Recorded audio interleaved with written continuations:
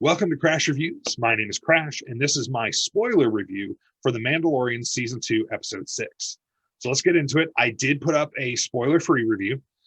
So if you want to watch that, watch that. If you're worried about spoilers, definitely don't watch this video. Go watch the spoiler-free review.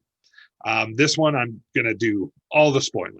So I got a little geeky about the Dark Troopers in my spoiler-free review. Dark Troopers are Jedi Hunter robots built. They're from Star Wars Jedi Knight, Dark Forces and Dark Forces 2, and Jedi Outcast. And fantastic games if you're a Star Wars fan and you haven't played those games. They're usually pretty cheap on Steam. I think they're on GOG. But they're usually pretty cheap. They go on sale almost every time there's a holiday sale or something like that. They are very, very fun games.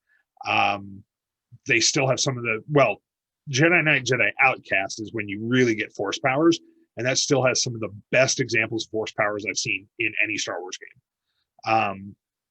The newest one, Jedi Fallen Order, does a pretty good job, but I still think the force powers were better done in Jedi Knight, Jedi Outcast. I just went back and replayed it not too long ago. Just a fantastic game.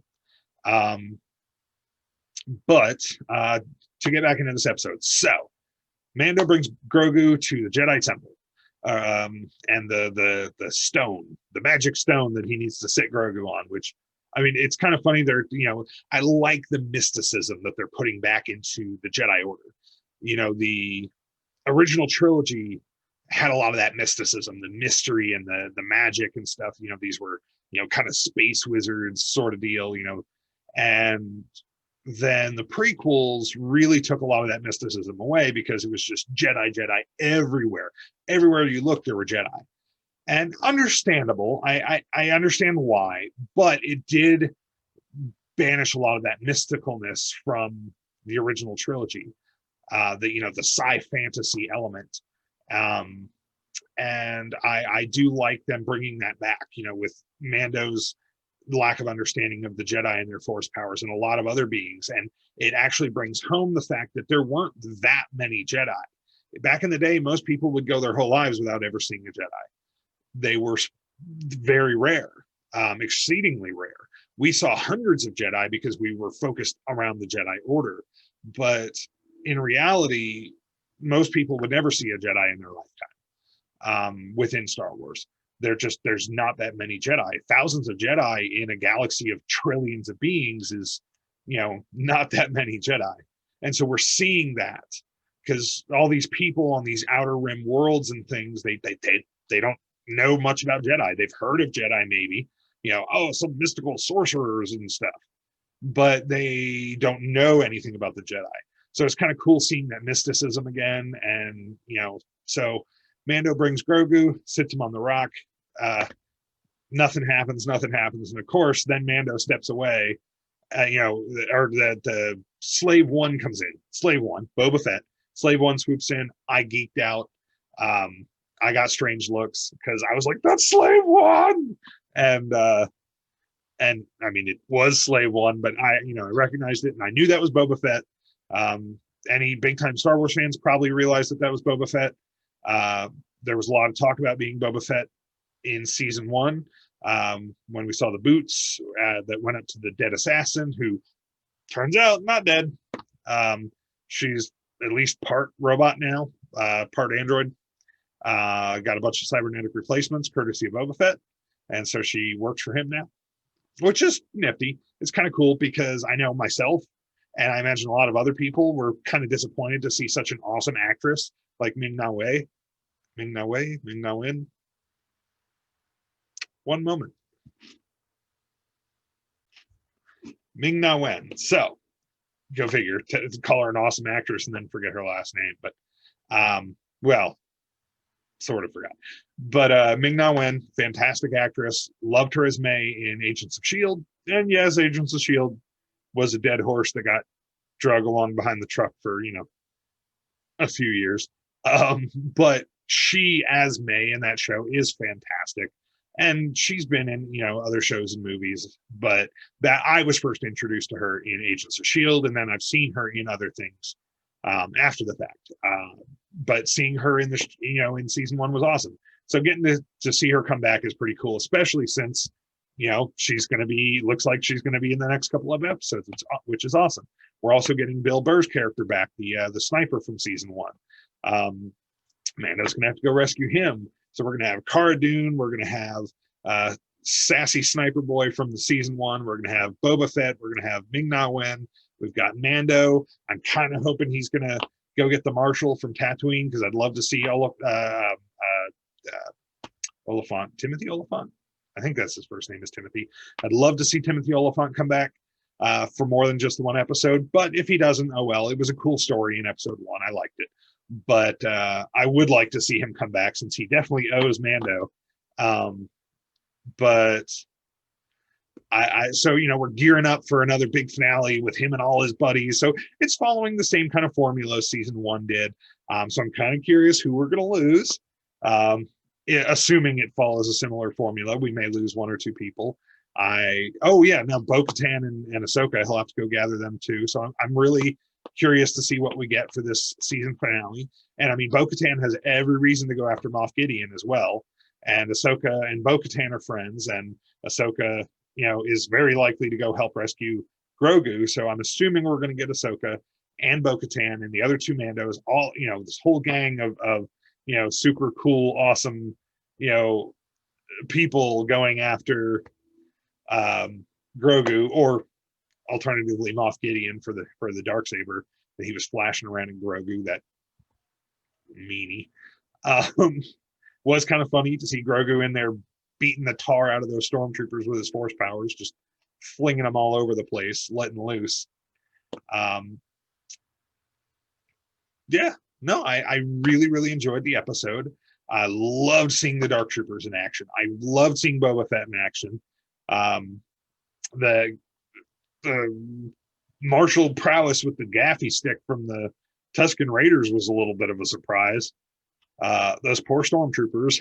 I love that Favreau and Filoni are still playing into the stormtrooper tropes, because if you notice, they can't hit anything, nothing, unless they're shooting at Mando. When they're shooting at Mando, they hit him all the time because his armor protects him from their blaster bolts. So they can hit him when it doesn't matter, because they can't actually kill him. But everybody else, they can't hit the broadside of a barn. So it's just funny that, just like the original trilogy, when plot needed them to hit somebody, like the rebel soldiers at the very beginning of A New Hope, or, whatever have you, when the plot needs them to hit something, they can do it. Or when it's not a danger because, hey, that Jedi has a lightsaber. Oh, when a Jedi has a lightsaber and can deflect the blaster bolts, they're dead on accurate. But any other time, they can't hit the broadside of a barn. So it's just funny that they're still playing into that trope. You had that stormtrooper sergeant yelling at everybody else to get up there while he's sitting down there in the safety of not really safety, but he's down on the ground telling everybody to take the hill and everything like that. So it was just kind of funny. I do think it was slightly cheesy that Mando tried to get in there to talk to Grogu and get him to let's go, and then as soon as Mando turns around and goes to fight the stormtroopers, literally 5 seconds later, Grogu drops the beacon, the beam of light into the sky.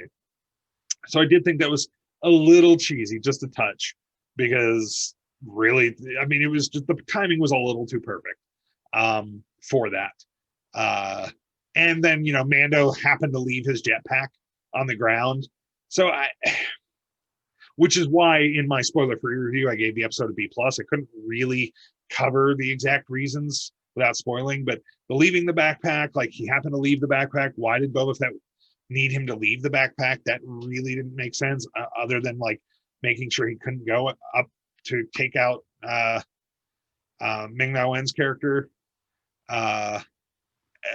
So it was a little contrived. It was a little contrived that he took off the backpack or the jetpack and then, walked away, then didn't put it back on when he went up to go see Grogu, then didn't put it back on when he went down to fight the Imperials, and went up to Grogu, turned around, walked away, then Grogu drops out of his trance thing, and then Boba Fett had a jetpack, so why didn't Boba Fett fly after the Dark Troopers? Wait, He might have been on the ground at his ship. So that might be a correction there. But I don't understand why Mando didn't have his jetpack on. It was contrived so that they could capture Grogu. Kind of silly in my opinion, but what you gonna do? So that's why I gave the episode a B plus, honestly, because there was some contrived things there, and then Mando busting out Bill Burr's character, or while talking to Cara Dune about busting out his character, didn't make sense because he said he needed him to track the Imperials. Bro, you have the best bounty hunter in the galaxy on one side, you have one of the best assassins in the galaxy on the other, and you're an established and very capable bounty hunter yourself. I'm pretty sure you're better at tracking Moff Gideon and his cruiser than random former Imperial sniper Bill Burr. Now, I would love to see Bill Burr's character come back. Mayfield was his name. I'm happy to see his character come back. I knew that they were going to bring some of those characters back at a later point, so I'm very glad to see that they are. And I loved Bill Burr's character of Mayfield, but again, a little contrived. The reason they're bringing him back is a little contrived. So they're going to bust this dude out of prison to track a cruiser. They're going to go through all the trouble of busting this dude out of prison to track an Imperial cruiser that they would be better at tracking than him. So I'm hoping next episode they give us a little bit more of an explanation as to why they need him specifically and why the greatest bounty hunter in the galaxy, Boba Fett, can't do it, and why one of the best assassins in the galaxy, Sarek,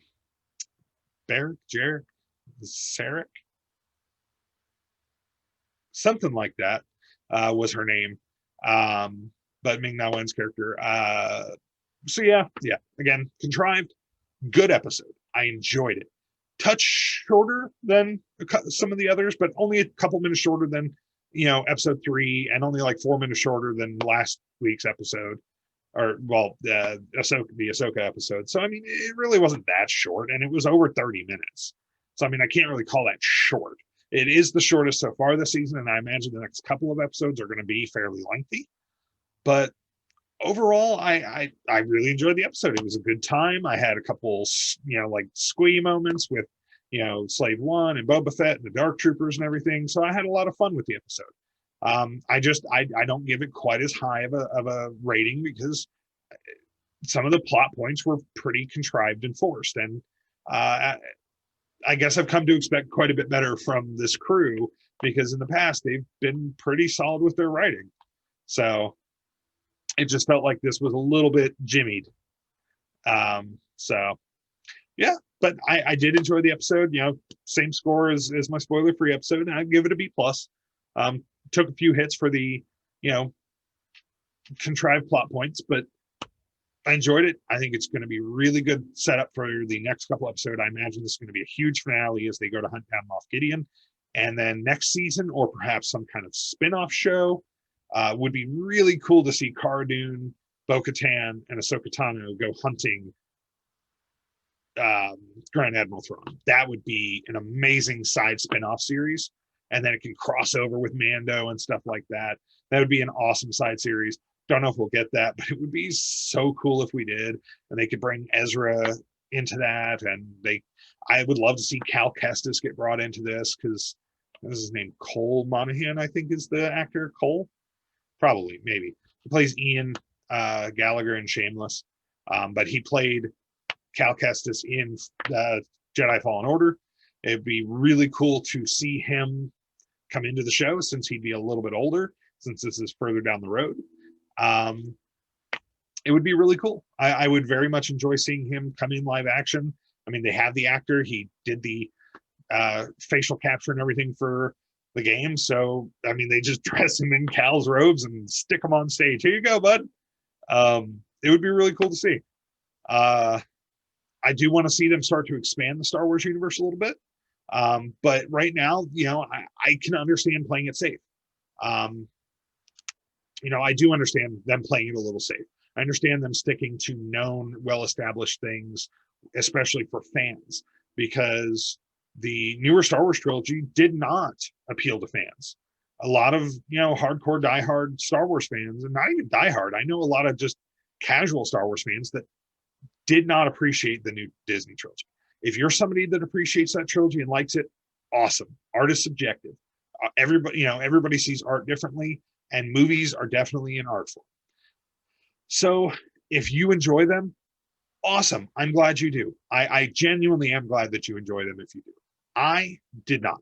I did not mind Force Awakens. I know it was a blow for blow, remake of, well, not blow for blow, but it was a remake of A New Hope with a few dashes of Empire Strikes Back thrown in there. But I understand why people didn't like it. I actually didn't mind it. I thought it was a pretty good movie to bring back Star Wars, and then it went into Last Jedi and then Rise of Skywalker. And yeah, but for me, I do not really care for the new trilogy as a whole. Force Awakens on its own, decent. New trilogy as a whole, don't care for it. I hate Solo. I thought Solo was terrible. They would have been much better off sticking to the books. I should do a review on that separately. I'll do a review on that separately. Anyway, except in Solo, I did love Lando. Donald Glover. Yeah, Donald Glover. Childish Gambino. Fantastic as Lando. Oh, loved it. I would watch a Lando show with him, hands down. Him doing like heists and scams and flying by the seat of his pants. I would watch that. I would love that. But gotten way off track here. Apologies. So, Mando season 2, episode 6. I enjoyed it. I had a good time. B+. Until next time, I have been Crash, and this was my review for The Mandalorian season 2, episode 6. This was my spoiler review. I did put up a spoiler-free review. Till next time, guys, you have a great day.